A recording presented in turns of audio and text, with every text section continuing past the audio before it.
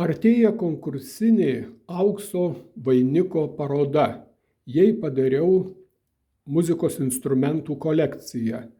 Tai svarbu ir dėl to, kad ateinantieji metai tai dainų šventės metai. Tai ši kolekcija sudaro ragai skirti muzikavimui. Yra du mažesni, kurių ilgis po 70 cm ir skamba taip.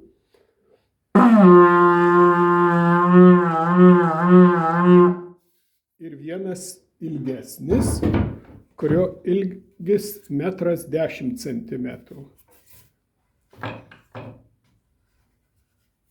Du iš jų yra apvynioti beržo tūkščiu, o trečiasis apvyniotas kadagio šaknimi, nes labai plonos ir stiprios ilgos būna šaknys.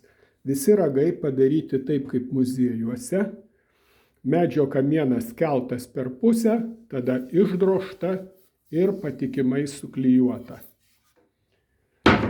Į šią kolekciją įeina terkšlė, irgi iš obels ir lazdyno medienos. Skamba.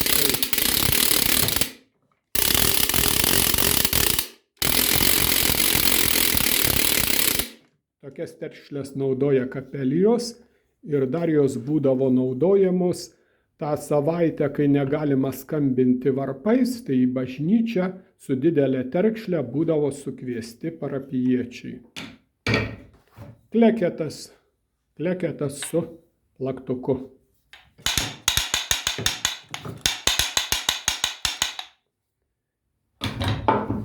Ir kitoks kleketas su dviem kokelėm.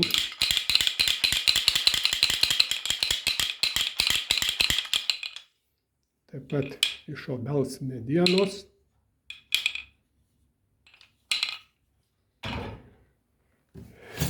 Prie kleketo dera tarškynė.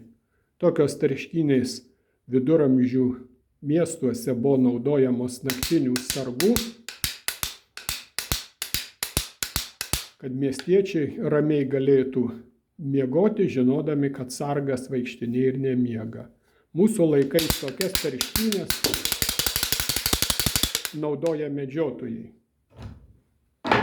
Prie tarškynių yra pandeira, kuri yra kilusi iš pietinių šalių. Dabar jas mėgsta naudoti kapelijų muzikantai.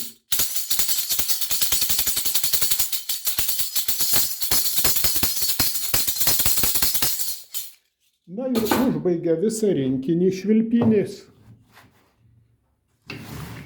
Dvi paukštelių formų.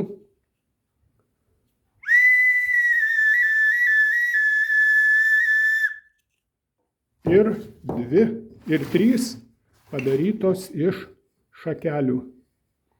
Du garsai yra.